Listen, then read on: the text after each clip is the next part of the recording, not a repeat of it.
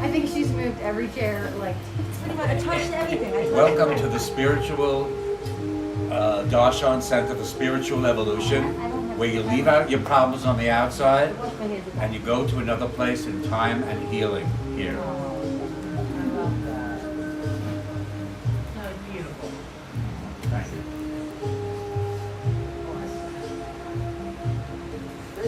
Good job. Thank All you. right.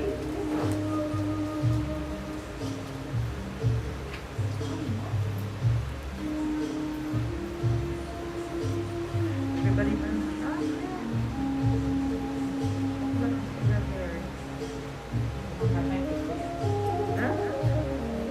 Oh, there she is. Okay.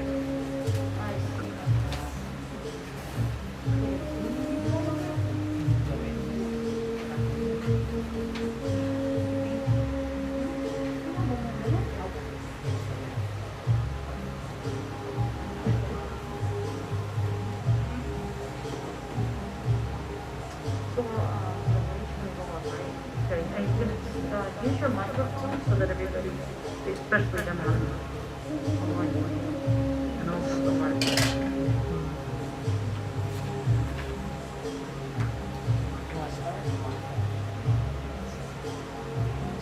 Yeah, I'll finish it.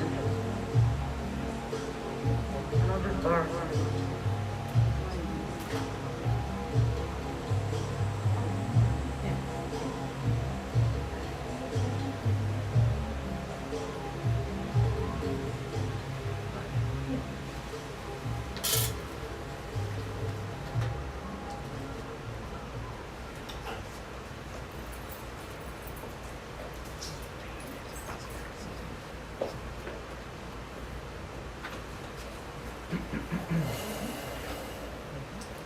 We turn to the One, the perfection of love, harmony, and beauty, the only being united with all the illuminated souls who form the embodiment of the Master, the Spirit of guidance.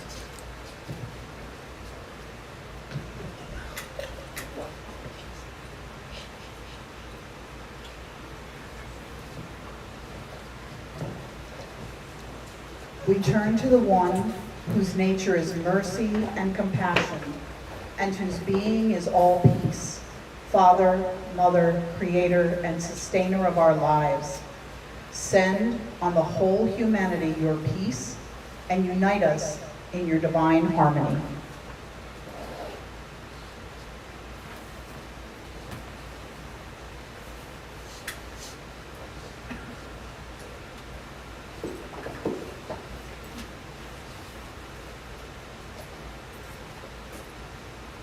We turn to the One, the Spirit of our souls, the Master of our minds, and the Controller of our bodies. We most humbly offer you ourselves to be used as a channel of your love, light, and life, that we may be more able to serve you and humanity.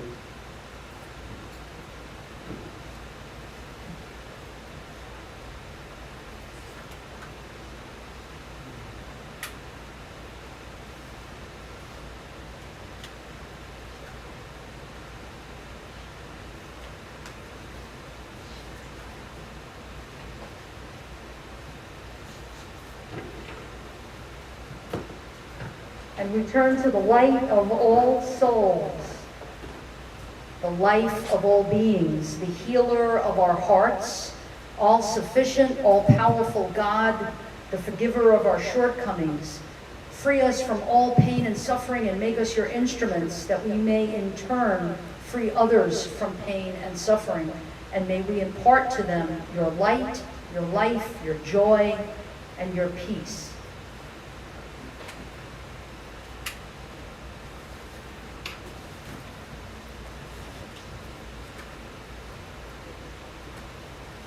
Our call to worship reminds us why we are here tonight, to celebrate, explore, and develop an interfaith experience and join together in sacred celebration of spirit.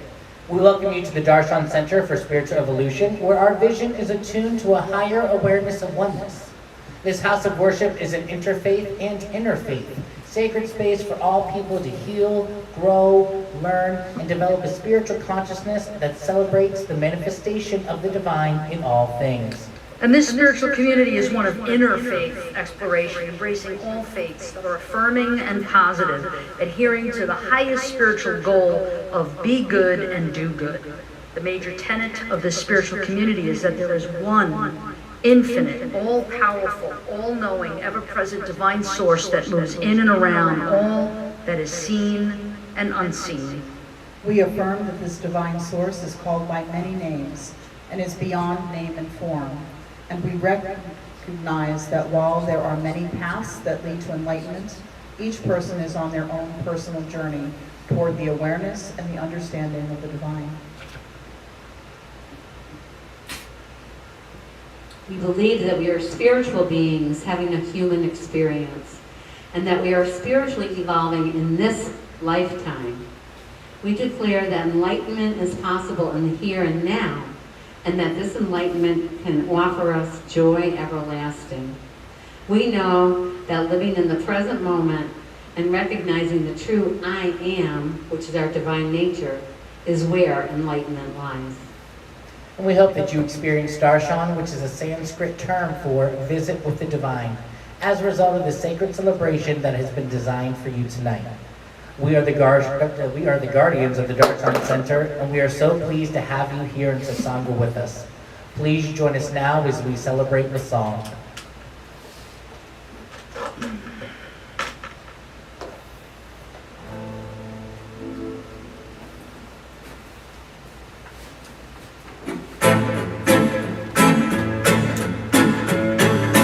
Hear my cry, O God, tender to my prayer.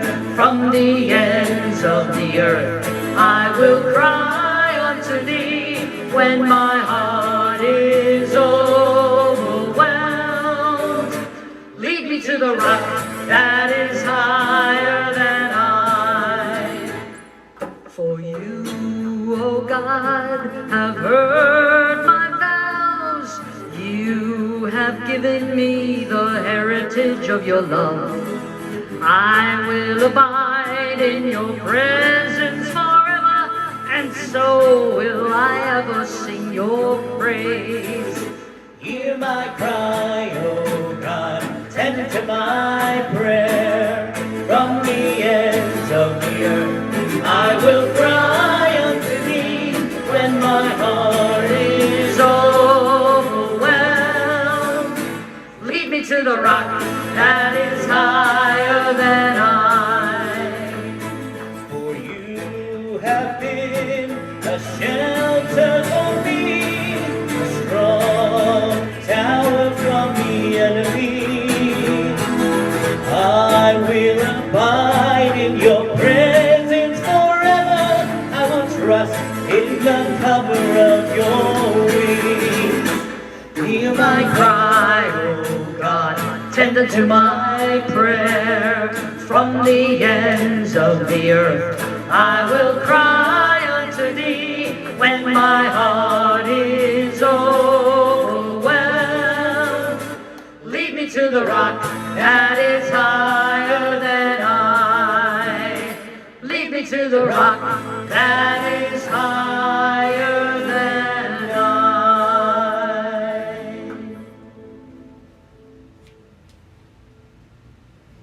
Oh, blessed, blessed one, we are so wonderfully happy to be together tonight, celebrating Spirit and knowing that when things get hard and that when we are losing our way, we can call upon Spirit, call upon you, call upon the Holy One to be there guiding us. We must remember to call upon you in those times, and we are calling upon you now, and we are so blessed to be calling on you together, to be calling on you as a spiritual family, and to be calling on you from here at the Darshan Center. We are blessed with this space, blessed with each other, and we know that as we gather and we raise this energy and we pray together, that we are elevating the energy on this planet towards the rock, towards you, Spirit, you, God, you, everlasting love. And that's our mission. Blessed be. Blessed be. Aho. Amen. Amen. Amin. Amin. Ashe. Ashe. Om Shanti Shanti Shanti. So it is. Our reading is from the Christian scripture, Gospel of Matthew. The day had been long for Jesus and his disciples. Large crowds had come to hear Jesus teach. Now it was getting dark. Jesus told his disciples to get in a boat and to go to the other side of the Sea of Galilee. They left, and Jesus went off by himself to pray. When the disciples reached the middle of the lake, a storm came. The water became rough. Controlling the boat was hard because the waves were so high. Suddenly, the men in the boat saw a shape coming toward them on the water. The shape was a man's shape, but people can't walk on water. The disciples thought it was a ghost. They were very afraid, but the shape was a man. Jesus spoke. He said, "It is I. Don't be afraid." Then Peter spoke from the boat. He asked Jesus to command Peter to come to him. Jesus did, and Peter got out of the boat. He began to walk on the water toward Jesus. But when Peter heard the loud wind and saw the waves crashing around him, he was afraid. He began to sink. He cried out, "Lord, save me, or I will drown." Jesus put out his hand and held Peter up so that he did not sink. He asked Peter why he was afraid. He would take care of Peter and save him from being hurt. Jesus held firmly to Peter, and the two men came to the boat and climbed in. Suddenly, the wind was calm, and the water and the boat became still.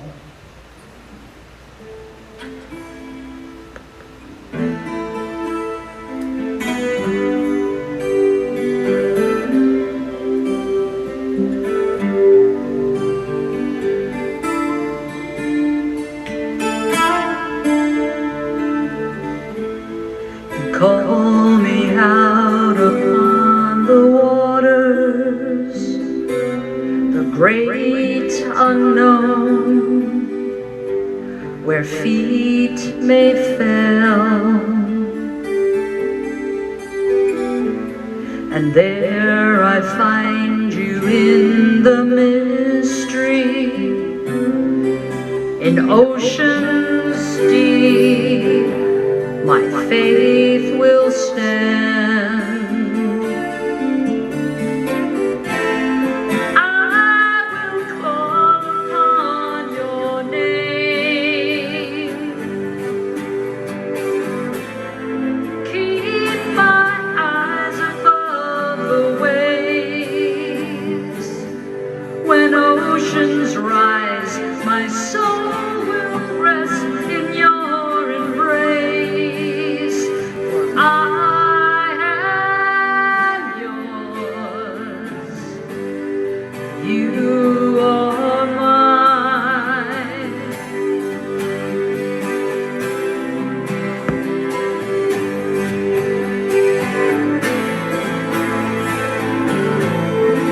Grace abounds in deepest waters, your sovereign hand will be my guide. Where feet may fail and fear surround me, you've never failed, and you won't start now. So I will call upon your name. Keep my eyes above the waves. When oceans rise, my soul will rest.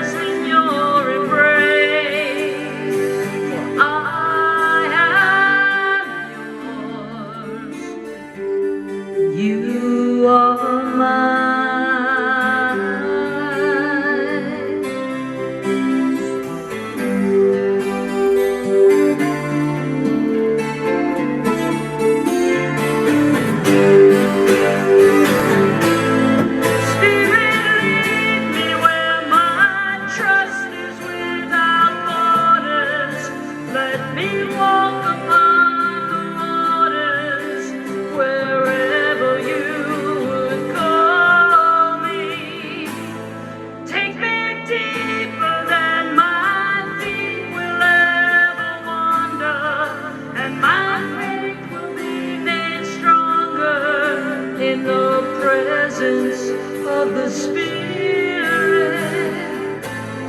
Spirit, lead me where my trust is without borders.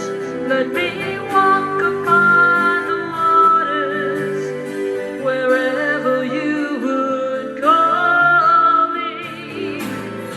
Take me deeper than my feet would ever wander, and my faith will be made stronger in the presence of the Spirit.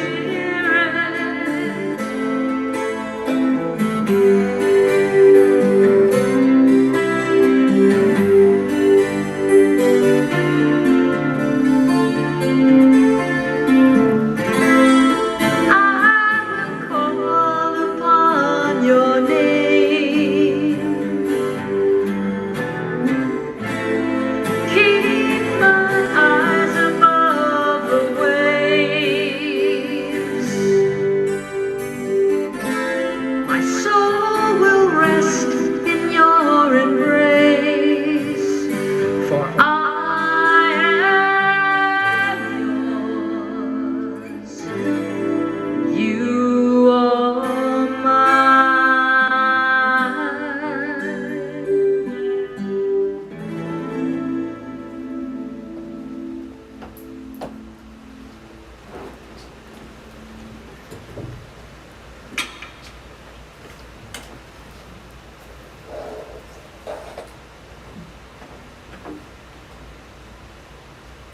This reading is from Psalms 93. The ocean rises, O God. The ocean rises with a roar. The ocean rises with its pounding waves. God above is mighty, mightier than the sound of raging water, and mightier than the foaming waves of the sea.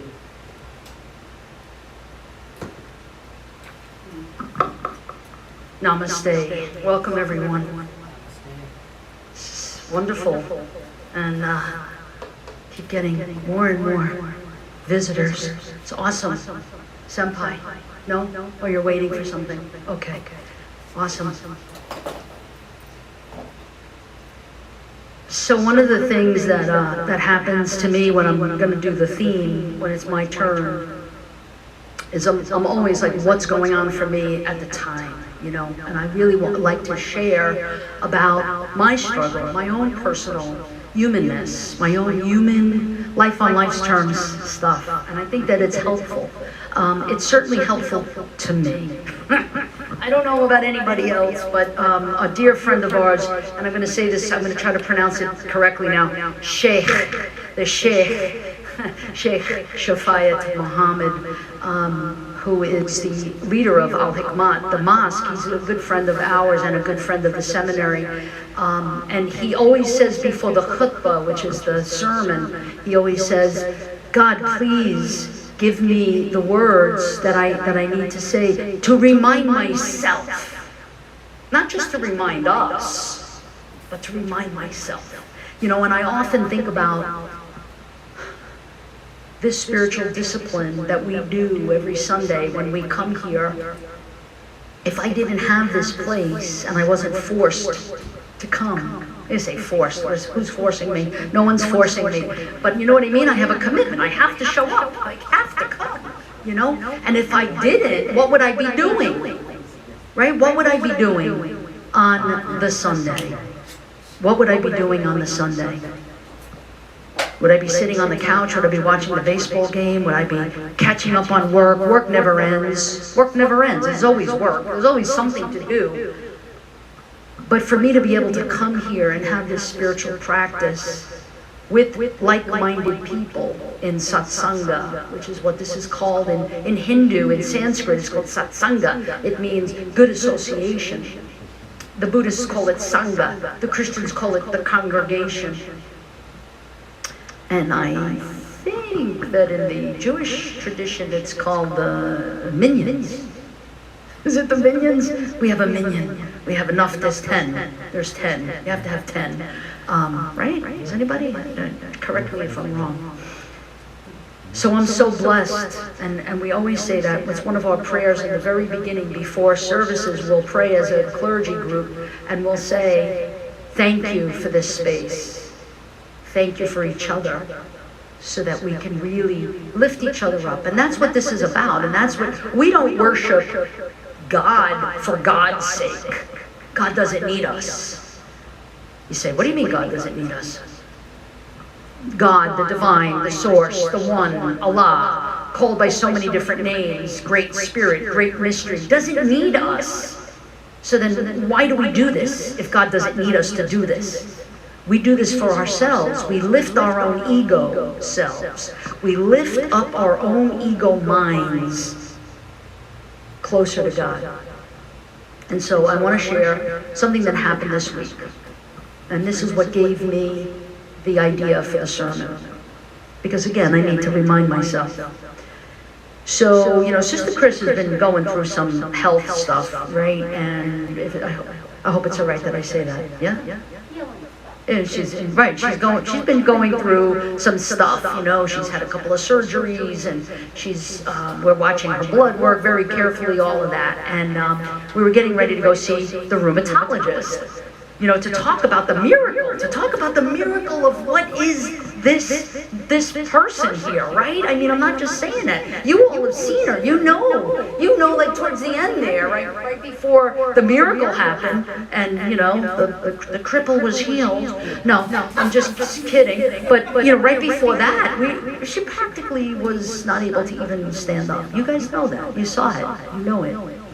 So it's a miracle, and we can't wait to like witness to the rheumatologist. We can't wait for her to see this, you know, the beauty of what's happened here. And this is her diet, no doubt, and some other supplements, no doubt, and God's grace and mercy. I'm sorry, but it is, okay? And we said that to the rheumatologist, you know, and and this is the first time I ever heard a doctor say, I believe in the power of prayer. I was like, faint, you know. Usually, doctors think they're God, you know, and they think that, oh, well, it's science and it's not God, but this is God. And she was like, yes, I believe in it. But right leading up to that, we got some blood work in, you know, and now with technology, you get your blood work and you can check it yourself. Instead of having to wait to go to the doctor, you know, drum roll. No drum roll. You just open up your app on your phone and boom, there's your blood work, right? And we saw something that really neither one of us wanted to like talk about with each other, because we saw it. It said abnormal. It said high, and then I went right to Google, because I am a doctor. I am. I have a PhD in social work. Not an MD, but you know, but I mean, I'm a good researcher, so I look on the internet and I find, you know, that this is like, you know, doom on you. What was the name of that movie? What was that movie? Ice Age. Doom on you, doom on you. And I don't even want to say it out loud. I don't even want to say it out loud. I don't want to talk about it. I don't want to say it to anybody what happens. I did tell some, you know, of our intimate family members, and again, for prayer purposes, really. And I kept on saying, God, it can't be. It can't be. It can't be. I won't allow it. I'm not going to allow it. It can't happen. And then, of course, my belief kicks in, and my belief is like, but if it is, because life is life. Reverend Brenda used to say that. Life is lifing. Life shows up. Life on life's terms. God is not a vending machine. If I put money in and I can like get my candy out. No, it is, I praise God. I love God. I serve God. God, the divine source, the force. I serve because it's what I'm called to do. I don't do it because I'm going to get something from God in return that I want. Now, I want her to be okay. I'm not ashamed of that. I'm going to tell you the truth. I want her to be okay more than anything. So I kept on having to talk to God all throughout that. It was 48 hours of torture, okay? And I just kept on. I couldn't breathe. And I just kept saying, I trust you. I trust you. And all that I could hear was that song, Oceans. When oceans rise, my soul will fall into your embrace, because I am yours and you are mine. And there's nothing else. So when the oceans come high and the waves get high over my head and I feel like I'm drowning. Now listen, I'll give you a little scuba diving example. I used to scuba dive a lot in New York, and it's very, very bad in New York. The visibility isn't good, you know, it's not like here in the Caribbean. And especially if it was stormy.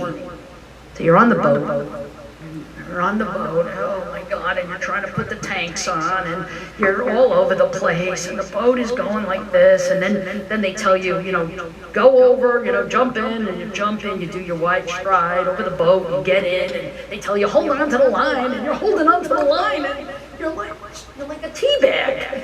You feel like a tea bag. You're just like, you can't even like, oh my God, I can't take it. And you feel like you're gonna die. Those waves, the waves are so big sometimes and you just can't hold on. But the secret is to just go deep, go down, go deep. And the minute that you let the air out, you know, take that big exhale, and you go down and you breathe normally, because you know you're frightened. Even though you're what you're doing, it doesn't matter. It's the ocean. You gotta respect it. And you're breathing, and you're breathing, and you're breathing. First your breathing is like, and then you're like, slow my breathing down, go deep. The deeper you go, you can't even imagine that it was like rough on the surface. It's so deep. You're so deep and it's so tranquil, it's so calm. You almost don't want to come up, because you know what you're going to face when you go up. But this is a spiritual, mythological lesson here, mystical lesson for us. And that is that if I stay on the surface and I'm on the internet and I'm looking up, is it what we think it is? Is it what we fear it to be? Whatever is happening, all of that is surface shit. Oh, are you allowed to say shit in church? Holy shit. Okay. So, you know, you're bouncing up and down on the wave, and the answer is to go deep. The answer is to go deep beneath the ocean, to go beneath the waves. And there I find God. And there I find the answer. And one of the things that I kept saying, and this is from the song, you know, you never failed me. Why would you fail me now? You have never failed me. Why start failing me now, God? And the answer is, you know, we got to the doctor, and Chris didn't want to bring up anything to the doctor there, and I was just, well, she was kind of like, yeah, I couldn't wait. No, I couldn't wait. So I said, what about this? And I showed him, you know, the high abnormal number, and he's like, oh, that's nothing. I just, you know, you're an idiot. You should just stay off the internet. No, he didn't say that. He said, I'm so sorry. I started crying, hysterical, like a baby. And he's like, I'm so sorry. You should have called us. You know, you shouldn't have like been suffering for 2 days. We would have, you know, told you it's all good. Everything's okay. Now, I'm not all overwhelmed with God because things went my way. What I'm here to tell you is that when the oceans rise and I feel that wave, those 3-foot, 5-foot, 10-foot waves coming over my head, and I feel like I'm drowning, like Peter, walking on the water, and what? He hears the wind. Oh shit, the wind. He sees the waves crashing. You know, appearances. It appears like it's bad news. Like everything, this pandemic. Really, when you think about it, everything appears to be not good. I look on this internet, again, we should probably just throw this out, right? Because there's not a lot of good news on there, you know? We hear about the poor LGBTQ people in Afghanistan right now who are in peril, right? We hear about the women in Afghanistan that are in peril. We hear about people all over the world that are in peril. And it's like, is there anything good? Is there any good news? It's a lot of waves. It's a lot of high waves, right? And it's a lot of wind. That sounds scary. And there's a lot of things that are scary. But I want to learn from Peter. Because what happened with Peter, he was doing great and walking on the water. And then all of a sudden, he took his eyes off of Jesus. And that's what happened. He took his eyes off of Jesus. He listened to what? The wind, that sounded scary, and he saw the waves crashing, which was scary. And he allowed his humanness and his fear to take hold of him, and he was on the surface, freaking out. He took his eyes off of the Christ consciousness, right? And that's what I do, and I do it. But I catch myself. But I'm not gonna lie, I suffer a lot. I suffer unnecessarily. If I could just go to the place of before I start freaking out. If I could just go there first. And go to my God place. Go to that place deep within. Go to that place where I know without a doubt that God has never failed me. Why would God start now failing me? And you say, wait a second. I know you, Rev G. I know that there have been people in your life that have died. Yes, it's true. And that's what the Buddha said. I mean, the Buddha said, life is suffering. Why? Because we hold on to that which is always changing, and we think that's real. We have to detach from that. We have to detach from that. But it's not easy. It's not easy detaching from that which you love. I'm sorry. It's not easy. I mean, I am a human being, right? But I have strong faith. I do. And God has shown me and taught me that when the oceans rise, and the oceans have risen around me in my lifetime, in my 61 years, oceans have risen around me. But God's never failed me, not once. And here's the beautiful part, and I'll close with this. I've had a lot of disappointments. I've had a lot of trials and tribulations, had a lot of joys and a lot of sorrows. And at the end of the day, I'm still a satisfied customer. I still go to God. I never blame God. I blame people. I have a problem with people. God has to help me with that. Okay? I don't have a problem with animals, but I do have a problem with people. Sometimes. You say, Rev G, what kind of a reverend are you? A sinister minister. But I need help in this area, and I'm willing to keep coming back to learn. But I'm a satisfied customer when it comes to God. God has led me to the rock, right? That is higher than I. What does that mean? Higher than my own fears, higher than my own tribulations, higher than my own ego. That's where I go, to that rock, where the ocean is not going to drown.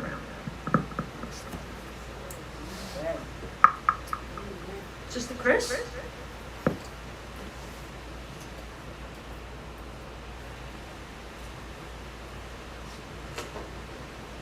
Wow, thank you for that message.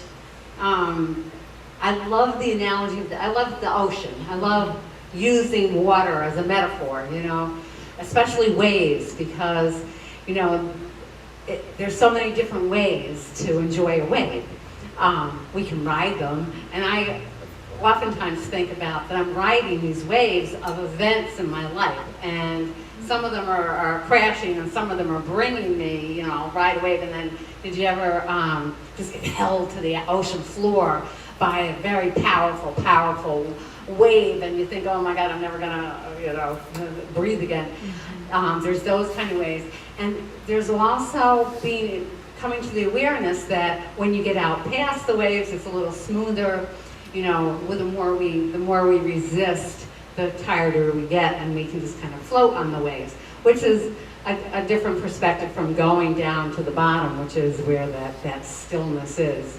So simultaneously, going to the place of stillness, but being able to ride the waves. And what gives me that is remembering God, Goddess, universe, source of all love, remembering the infinite, remembering that I am way more than this body. And that knowledge is the thing that helps me the most, that I am not this body.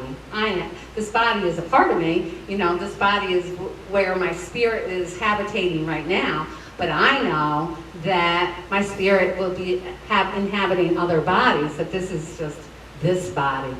And that gives me a lot of strength. And it's true, this process has been such a roller coaster with all of the health things that I've been dealing with. But I do go through a process of understanding that no matter what happens, I'm going to be okay. Because really, I am going to be okay. And I'm blessed to have a partner who I've been married to 23 years today. 23 years today. So, we've been through a lot together. And I think that's a gift of age. The more we go through, the more we recognize of what we've gone through. We've gone through the loss of some people. We've weathered that. I used to think, oh my God, how will I ever live when my mother dies? How will I ever live?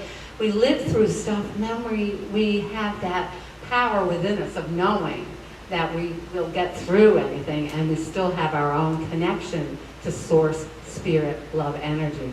So thank you for the message. I'm going to ride the waves whenever I can, and enjoy the waves whenever I can. And when I'm in fear, I will try and remember to go down to that still space and where all is at peace. So thank you, Richard.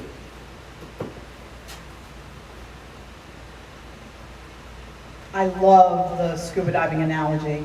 So I want to let you know that at one point my nickname was Darth, as in Darth Vader, because when I learned to scuba dive, I was definitely afraid I was going to die. And so I breathed the air like, and they were like, oh, she sounds just like Darth Vader down there under the ocean, because the ocean magnifies stuff. I was so frightened that I was like, oh my God, I'm going to use all my air and I'm not going to be able to stay down here so long. And then I saw a beautiful fish go by. It was just like Jacques Cousteau. Now, some of you I know are too young to know who Jacques Cousteau was, but he was this guy who did underwater photography and stuff like that, and they had beautiful fish. And these fish looked like neon. They looked like black light paint, right? They were amazing. They were beautiful. And so the reason I love this analogy is once I recognized the fish, where I was, here and now, I was okay. For me, when I get to that place where something's going on and I'm like, okay, what's gonna happen? What's the future like? I'm in anxiety. I was in anxiety when I was under the ocean because I was like, okay, I'm going to drown. I wasn't drowning at that moment, but my mind was in the drowning act, right? And then I was in depression because I was like, I should have stayed on the damn boat. What am I doing here, right? But once I noticed the fish, once I got into the present moment, once I learned to control my breathing, once I slowed down and did pranayama, full in, holding, full out, holding, I was able to notice the beauty around me. Now, that's not to say there's not some scary stuff under the ocean. I mean, there's some sharks and there's some stingrays and there's some barracudas and stuff like that. But you know what? When I was in that mindful spot, I was not acting like a person anymore. I was acting like a fish. And they left me alone and they went by me and they did not mess with me because I was in the present moment. And so I love this whole talk, but staying in the present moment, controlling our breathing helps us to get through those moments